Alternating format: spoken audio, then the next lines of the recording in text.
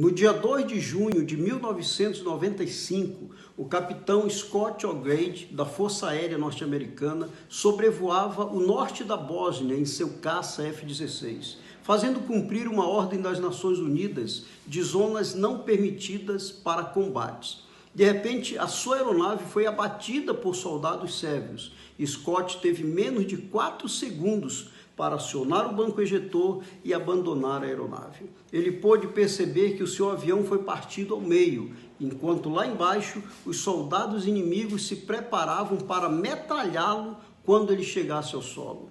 Scott então aterrissou numa estrada deserta, cortou paraquedas e se escondeu na lama. 4 minutos depois, os inimigos chegaram disparando rajadas de tiros no local. Scott conta que podia ouvir os tiros a centímetros de onde ele estava escondido. Cerca de 20 minutos depois, os soldados sérvios se retiraram e Scott saiu da lama. Ele começou a correr. Ele corria durante a noite e se escondia durante o dia. Scott havia aprendido muito com o treinamento militar americano, mas ele também tinha fé em Deus. Cansado, com fome, com sede, aterrorizado em terreno inimigo, ele clamou a Deus para que fosse possível o seu resgate. O capitão Scott levava em seu equipamento uma espécie de radiotransmissor que funcionava 7 horas seguidas num raio de 64 quilômetros. E na noite de 2 de junho, Scott ouviu 3 cliques pelo rádio. Era o seu colega, o capitão Thomas Hunsford, da Força Aérea Americana, que tentava contato pelo rádio e dizia: Basher 52, aonde está você? Scott então subiu num ponto mais alto da região em que ele se encontrava e, respondendo aos cliques do capitão Thomas Hunsford, ele gritava desesperado e dizia: Capitão Thomas, eu estou vivo, eu estou vivo. E lá em cima, o capitão Thomas Hunsford começou a derramar lágrimas. Era uma alegria, era uma emoção ouvir que o capitão Scott ainda estava vivo. Thomas Hunsford percebeu que a sua aeronave já estava quase sem combustível. Então ele disse as seguintes palavras: Scott, você está vivo. É muito bom ouvir a sua voz. Fique onde está. Eu irei voltar para resgatá-lo. Nesse momento, vários jatos de guerra americanos começavam a se preparar para o resgate. Milhares de soldados e cerca de 40 aeronaves estavam preparados para resgatar um único homem. A ordem foi dada a 1h da manhã e assim que o dia nasceu, eles se dirigiram para a Bósnia. Um almirante da Marinha estava presente e foi um dos primeiros a perceber Scott saindo do meio das árvores e se dirigindo até a aeronave de resgate. Ele estava assustado, abatido, com medo. E a única coisa que todo mundo ouvia Scott dizer era: graças a Deus, graças a Deus. A revista Times publicou uma matéria e colocou o título Todos por Um.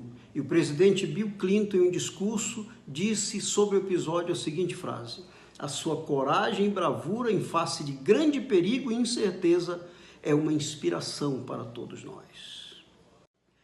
O episódio do capitão Scott nos lembra uma passagem bíblica que está em São Mateus, capítulo 25, verso 31.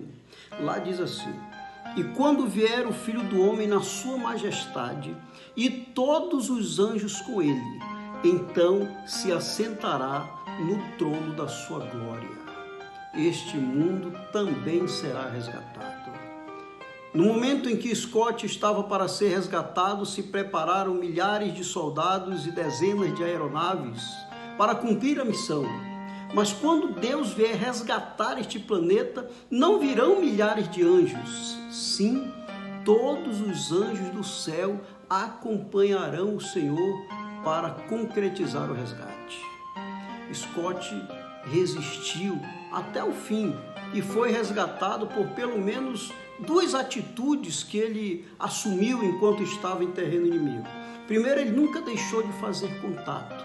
Ele usava o radiotransmissor que ele levava em seu equipamento para emitir os cliques de socorro. E isso foi necessário e muito importante no momento do resgate, porque o capitão Thomas Hunsford estava sobrevoando a área e percebeu os sinais de alerta emitidos por Scott e então fez contato com ele. Segunda coisa, Scott nunca deixou de correr, de avançar, de prosseguir. Ele se escondia durante o dia inteiro, mas ele corria durante a noite. Se nós queremos ser resgatados pelo Senhor, nós nunca podemos cessar o contato. Estamos em uma grande guerra espiritual e o nosso contato é o estudo da Bíblia e a oração. Não podemos abrir mão enquanto o resgate não chega dessas atitudes.